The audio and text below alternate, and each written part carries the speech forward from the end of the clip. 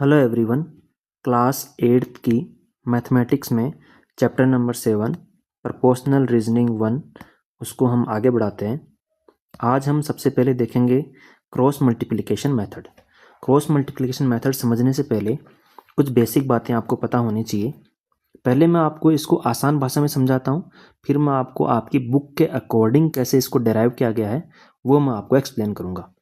तो आसान भाषा में समझने के लिए क्या करते हैं, मैंने आपको पहले वाले वीडियो में बताया था कि a डिवाइडेड बाई b इसको हम रेशियो की फॉर्म में कैसे डिनोट करते हैं, a:b। जो a:b रेशियो की फॉर्म होती है वो एक्चुअल में a डिवाइडेड बाई b का ही एक फॉर्म होती है। फॉर एग्जाम्पल 8 डिवाइडेड बाई 3, इसको यदि हम रेशियो की फॉर्म में डिनोट करना चाहें तो कैसे करेंगे, 8:3। क्लियर है।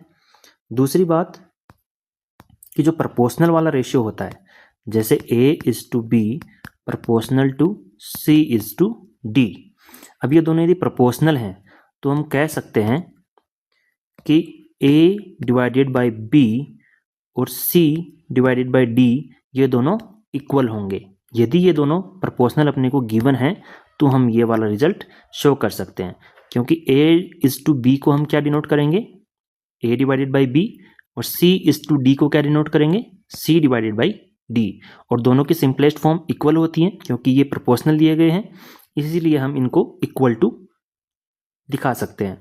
अब यदि हमने इक्वल टू इनको शो कर दिया तो इसमें यदि हम क्रॉस मल्टीप्लाई करें a को d से और b को c से तो क्या आएगा, b मल्टीप्लाई बाई c, और इधर आएगा a मल्टीप्लाई बाई d। तो ये दोनों इक्वल होते हैं। That means BC is equal to AD। यदि हम इसको इधर ले जाएं, इसको उधर ले जाएं तो भी कोई फर्क नहीं पड़ेगा, तो AD is equal to B multiply by C।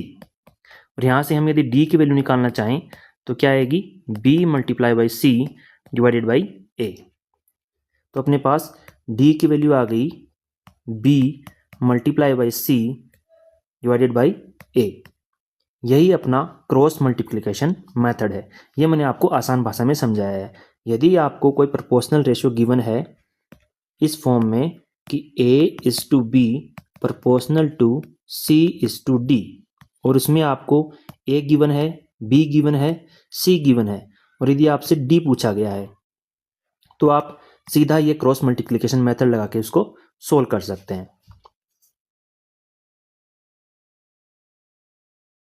अब हम इसी को आपकी बुक के अकॉर्डिंग डिराइव करते हैं। आपकी बुक में एग्जाम्पल नंबर 8 में ये गिवन है।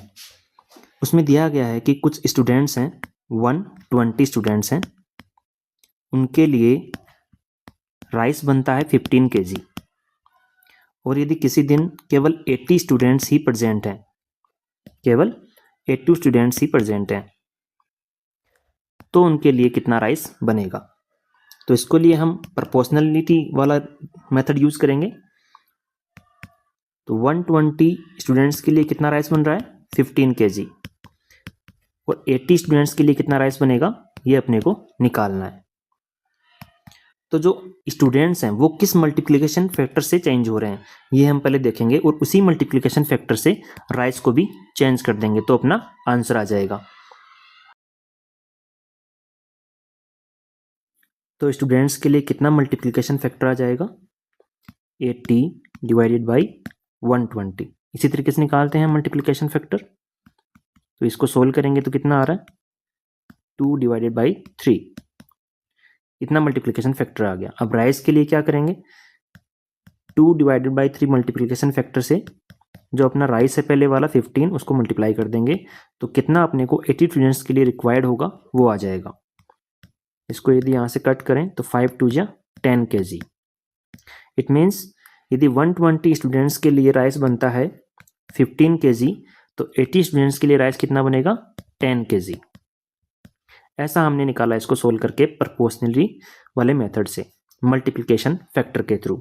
इसी को यदि हम अलजेब्रा के थ्रू जनरलाइज करें तो कैसे करेंगे, उसी से अपना ये क्रॉस मल्टीप्लिकेशन मेथड सोल्व होगा। उसी तरीके से इसको एक्सप्लेन किया जा सकता है। जैसे आपके पास कोई गिवन है a:b प्रोपोर्शनल टू C/D। यदि ये प्रोपोर्शनल गिवन है, आपको ऑलरेडी यहाँ पे प्रोपोर्शनल गिवन है, तो A से C किस मल्टीप्लिकेशन फैक्टर से चेंज हो रहा है, तो वो वही मल्टीप्लिकेशन फैक्टर B और D में लागू होगा।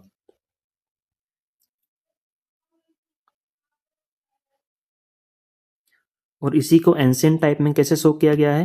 एंशिएंट टाइम में आर्यभट्टा ने मेजर को बोला प्रमाण, फ्रूट को बोला फल, रिक्विजिशन को बोला इच्छा और यील्ड को बोला इच्छा फल। और उसने कहा मल्टीप्लाई द फल बाय इच्छा। क्या कहा? फल को इच्छा से मल्टीप्लाई कर दीजिए और डिवाइड द रिजल्टिंग प्रोडक्ट, ये जो प्रोडक्ट का रिजल्ट आया इसको डिवाइड कर दीजिए प्रमाण से, PRAMANA, प्रमाण से इसको डिवाइड कर दीजिए, तो ये अपने पास आएगा इच्छा फल। ये आएगा अपने पास इच्छा फल। और इसको यदि हम कंपेयर करें, अपना जो रिजल्ट आया क्रॉस मल्टीप्लिकेशन मेथड वाला, उसमें क्या था अपने पास? D = B × C upon A। और ये किसका रिजल्ट था अपने पास? अपने पास ये रिजल्ट था A/B प्रोपोर्शनल है ये प्रोपोर्शनल है C/D के। तो यदि इसको हम इससे कंपेयर करें तो D की वैल्यू क्या हो रही है? इच्छा फल। और B की वैल्यू क्या हो रही है? फल। C की वैल्यू इच्छा और A की वैल्यू प्रमाण। तो इसको यदि हम इस वाले फॉर्म में ले जाना चाहें, A/B प्रोपोर्शनल टू C/D, तो हम इसको कैसे शो करेंगे? तो इसको हम शो करेंगे, इसको हम यहीं पे शो करके दिखाता हूं मैं आपको।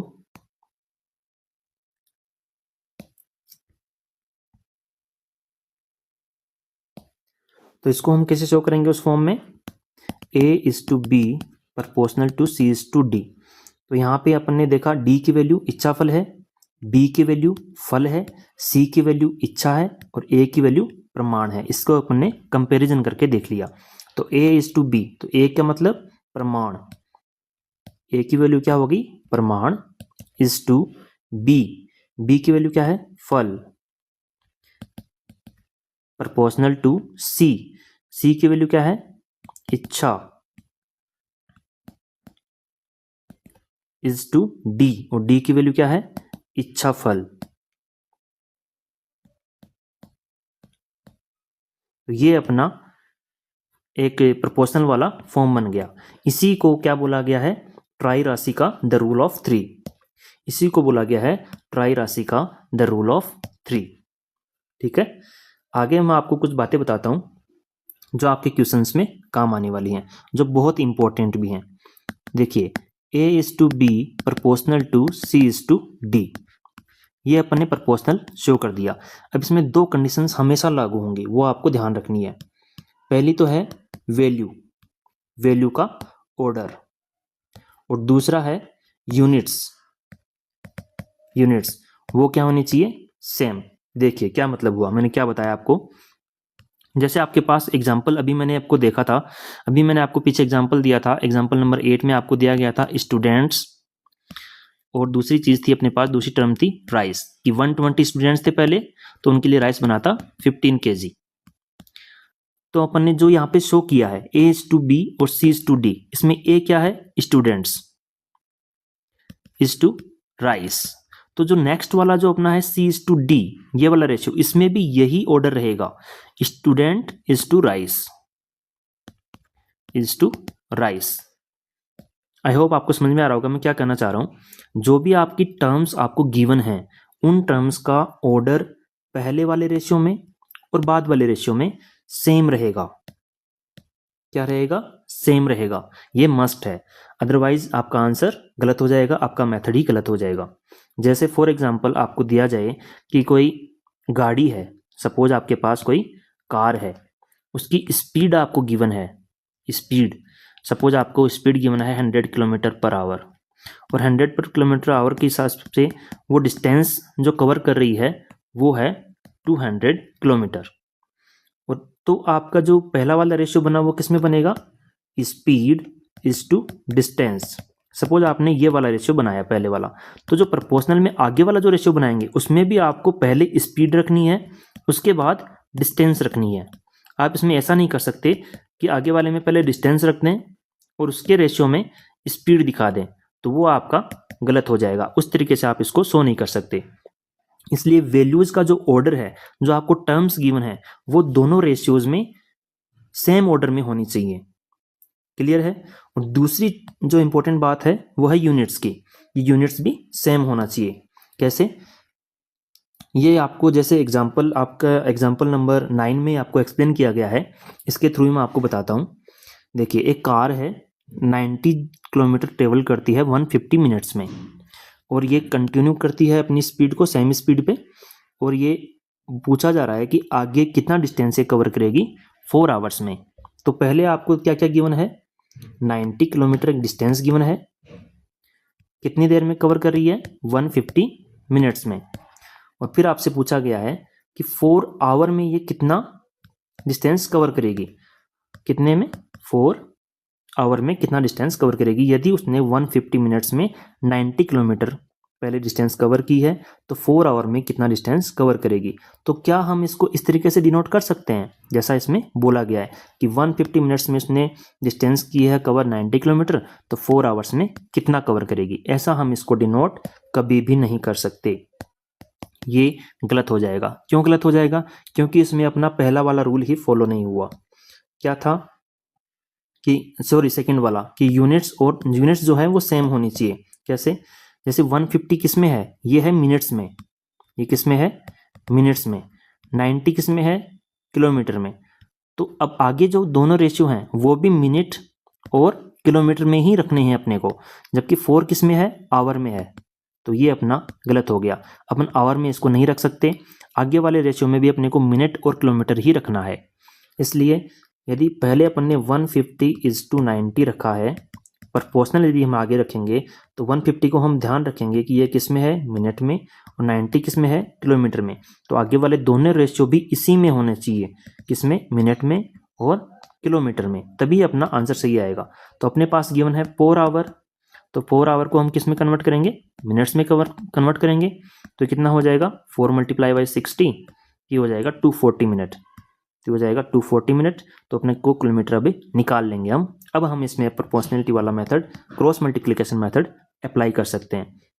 तो वो अप्लाई करेंगे तो लास्ट की वैल्यू सपोज अपन डी माने, तो डी की वैल्यू सोल्व कैसे करेंगे? डी इज इक्वल टू क्या आता है? B × C/A। तो यहाँ पे बी की वैल्यू कितनी है? 90 × C की वैल्यू कितनी है? 240 डिवाइडेड बाई ए, और ए की वैल्यू कितनी है? 150। क्लियर है?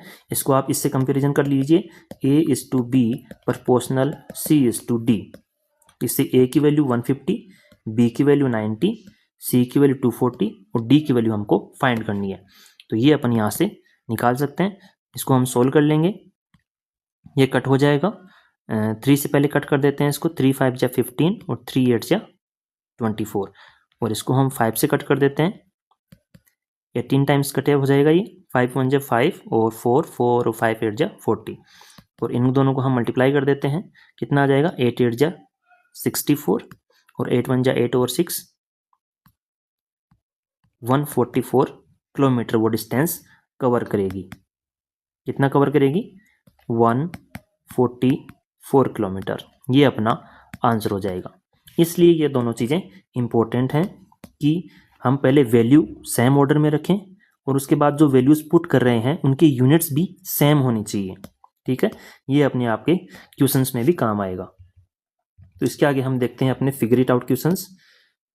पहला question, the earth travels approximately 1940 million kilometers around the sun in a year. How many kilometers will it travel in a week?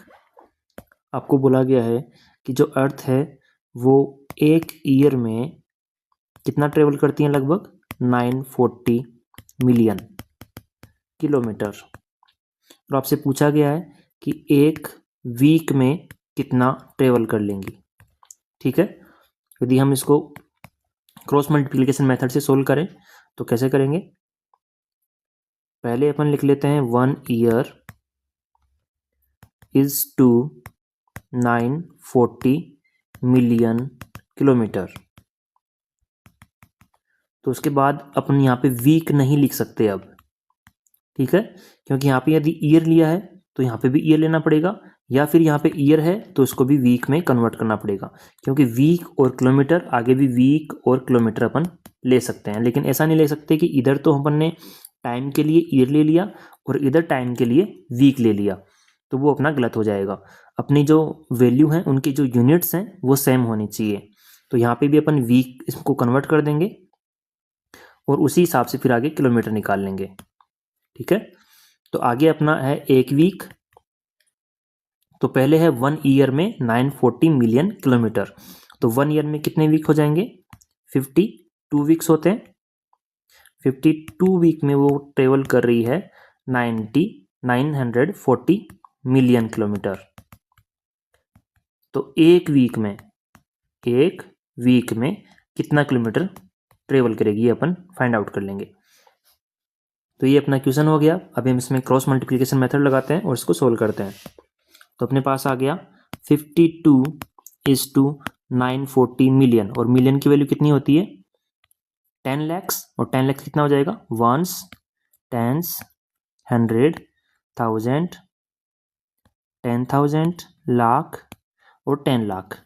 ये हो गया 1 मिलियन। तो 940 मिलियन को इसको 10 लाख से मल्टीप्लाई कर दिया, तो इतना हो जाएगा kilometre. Is proportional to 1 week.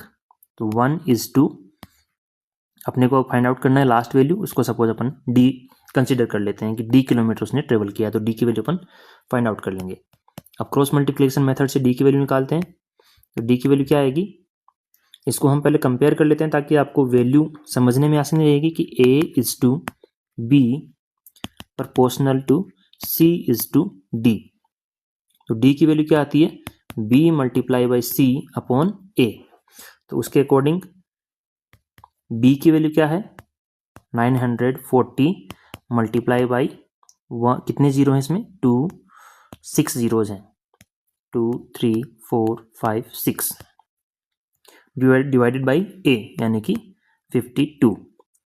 अब अपन ने क्योंकि इसमें यूनिट सेम कर दी थी, ये वीक था, ये किलोमीटर, आगे ये 1 वीक है, और जो आंसर आएगा वो भी किलोमीटर में आएगा। तो ये अपना आंसर आएगा किलोमीटर में। अब हम इसको थोड़ा सोल्व कर लेते हैं। पहले इसको 4 से कट कर देते हैं। 4 13 4 जा 52 हो जाएगा, और इसको 4 से करेंगे तो 4 2 जा 8, 4 3 जा 12, 2 और 4 5 जा 20।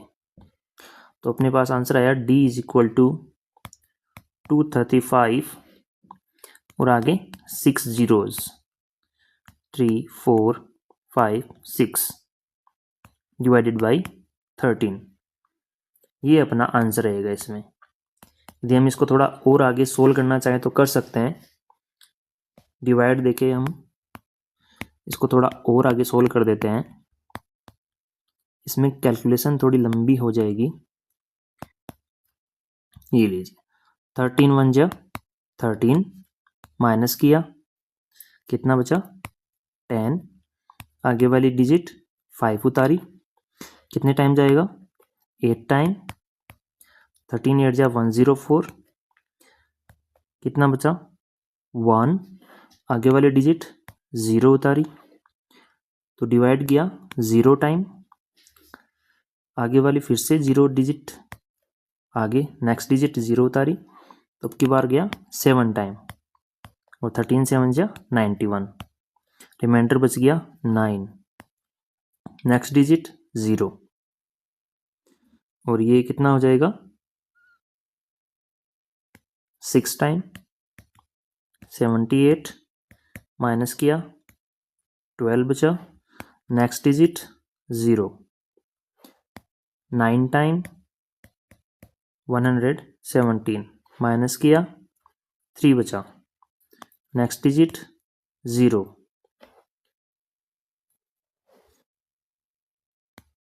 2 टाइम 26, 4, नेक्स्ट डिजिट 0, 3 टाइम 39, और रिमाइंडर बच गया 1।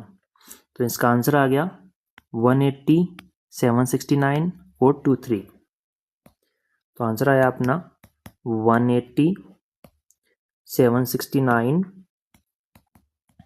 एंड 23। 1 रिमाइंडर डिवाइडेड बाय 3, ये अपना फाइनल आंसर आ गया। आई होप आपको समझ में आ गया होगा। चलते हैं क्वेश्चन नंबर 2 की तरफ। क्वेश्चन नंबर 2 है, a mason is building a house in the shape shown in the diagram. He needs to construct both the outer walls and the inner wall that separates two rooms. To build a wall of 10 feet, he requires approximately 1450 bricks. How many bricks would he need to build the house? Assume all walls are of the same height and thickness. इसमें बोला गया कि एक mason है जो घर बना रहा है, उसमें 2 कमरे उसको बनाने हैं और 10 फीट की वॉल के लिए अपने को गिवन है 10 फीट की वॉल के लिए कितनी ब्रिक्स लगती हैं? इसके लिए लगती हैं 1450 ब्रिक्स। तो टोटल इसमें जितनी भी वॉल है उसके लिए कितना उसको ब्रिक्स की नीड होगी। तो उसके लिए क्या करेंगे हम, टोटल जितनी वॉल है इसमें, इस हाउस में जितनी टोटल वॉल है उनकी टोटल लेंथ निकाल लेंगे। उस लेंथ को हम फिर ब्रिक्स के लिए काउंट कर लेंगे कि उस लेंथ के लिए कितनी ब्रिक्स की अपने को नीड होगी। तो ये डायग्राम देखते हैं पहले हम। तो 12 फीट का ये दे रखा है यहाँ से यहाँ तक का। तो इसके पैरेलल में जितने हैं वो भी सभी 12 फीट के हो जाएंगे। तो ये भी कितना हो गया 12, ये भी कितना हो गया 12। ठीक है, ये वाला 9 है तो इसके सामने वाला ये वाला कितना हो जाएगा 9। ये टोटल 15 गिवन है, इसके सामने वाला भी टोटल कितना होगा 15 गिवन होगा। अब इस 15 में से ये वाला 6 है तो ये वाला कितना बच गया 9 बच गया। ये वाला 9 दिया हुआ है तो इसके सामने वाला भी 9। सारी यूनिट्स आ गई अपने पास। अब इनका सम कर लेते हैं। टोटल वॉल की लेंथ कितनी हो गई, तो अपन एक काम करते हैं 15 कितने टाइम आया 1 टाइम 15। 12 कितने टाइम आ रहा है 1 2 3 टाइम 12 आ रहा है तो कितना हो गया 36। ये हो गया 12 मल्टीप्लाई बाई 3 से। 9 कितने टाइम आ रहा है 1 2 3 4 5 टाइम 9 आ रहा है तो 5 टाइम 9 से कितना हो जाएगा 45। और क्या बचा 6 बचा 1 2 कितना हो जाएगा 12। ये टोटल अपना हाउस हो गया। इसको ऐड कर देते हैं तो अपने पास वॉल की टोटल लेंथ आ जाएगी। तो ये कितना हो जाएगा 5 और 6 11, 11 और 5 16, 16 और 2 18, 1 और 3 4, 4 4 8 और 8 और 1 9 और 9 और 1 10। तो 108 फीट उसकी टोटल लेंथ आ गई अपने पास 108 फीट। अपने को गिवन क्या है, अपने को गिवन है कि 10 फीट की वॉल के लिए कितना रिक्वायर है 1450 ब्रिक्स। तो अपन इसमें रेशियो लगा सकते हैं या फिर सीधा सिंपल भी कर सकते हैं, दोनों तरीके से कर लेते हैं। चलिए पहले रेशियो से कर लेते हैं और दूसरा सिंपल मेथड से निकाल लेंगे। रेशियो से करते हैं तो 10 फीट वॉल के लिए कितनी ब्रिक्स लग रही हैं 1450 प्रोपोर्शनल टू अपने पास टोटल लेंथ कितनी है आपकी बार 108। तो 108 फीट के लिए कितनी वॉल्स लगेंगी वो अपने को फाइंड आउट करना है। क्रॉस मल्टीप्लिकेशन मेथड लगा देते हैं इसमें और लास्ट वैल्यू जो अपने को फाइंड आउट करनी है उसको सपोज अपन x मान लेते हैं कि x ब्रिक्स इसमें अपने को नीड है। तो x इज इक्वल टू क्या हो जाएगा b multiply by C upon A. और इसको अपन कंपेयर कर लेते हैं, उससे अपने को वैल्यू पता चल जाएगी a b c और d की जगह अपन ने x मान लिया है। तो x is equal to b यानी कि 1450 मल्टीप्लाई बाई c कितना है 108 डिवाइडेड बाई a और a कितना है 10। यहाँ से ये कट हो जाएगा और अपना आंसर आ जाएगा 108 मल्टीप्लाई बाई 145। इसको हम सोल्व करके लिख लेंगे। और दूसरा तरीका क्या है, दूसरा तरीका ये है कि हम सीधा इसको ही सिंपल मेथड से भी सोल्व कर सकते हैं। वो है कि अपने को दिया गया है 10 फीट के लिए कितना ब्रिक्स लग रहा है, 1450 ब्रिक्स। तो 1 फीट के लिए कितना लगेगा, 1450 डिवाइडेड बाई 10 ब्रिक्स, कितना आ गया 145 ब्रिक्स। ये लग रहा है 1 फीट के लिए। और अपने को कितने फीट के लिए चाहिए, अपने को चाहिए 108 फीट के लिए।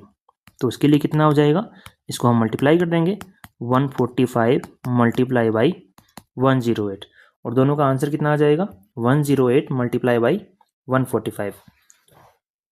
तो ये आंसर आ जाएगा 15,660 ब्रिक्स। इतनी अपने को ब्रिक्स चाहिएगी, 15,660 ब्रिक्स। तो ये अपने दो इसमें फिगर इट आउट क्वेश्चन दिए हुए थे, ये दोनों हमने सोल्व कर दिए हैं। आई होप आपको कुछ कॉन्सेप्ट इसमें समझ में आए होंगे, जिसमें अपन ने सबसे पहले देखा था क्रॉस मल्टीप्लिकेशन देखा। उसके लिए आपको ये मैंने बताया कि जो डिवाइड वाला तरीका है, a डिवाइडेड बाई b, यही एक तरीके से a/b होता है। फिर उसके बाद मैंने आपको क्रॉस मल्टीप्लिकेशन को आसान भाषा में बताया। उसके बाद as per the book example number 8 के थ्रू, और उसके बाद मैंने आपको बताया ट्राई राशि का द रूल ऑफ 3 आर्यभट्टा वाला, जिसमें फल, इच्छा फल और जो अपना प्रमाण था, उन चारों से रिलेशन बन रहा था, उसी को ट्राई राशि का द रूल ऑफ 3 बोलते हैं। और उसके बाद मैंने आपको बताया कि वैल्यू का ऑर्डर जो है वो सेम होना चाहिए प्रोपोर्शनल रेशियो में, और उसके बाद उसकी जो यूनिट्स हैं वो भी सेम होनी चाहिए। ये बहुत ही इंपॉर्टेंट है। इसका मैंने आपको एग्जाम्पल भी बताया, और उसके बाद क्वेश्चन में भी इसका यूज हुआ था। ओके, ये बातें आई होप आपको समझ में आई होंगी। Thank you so much.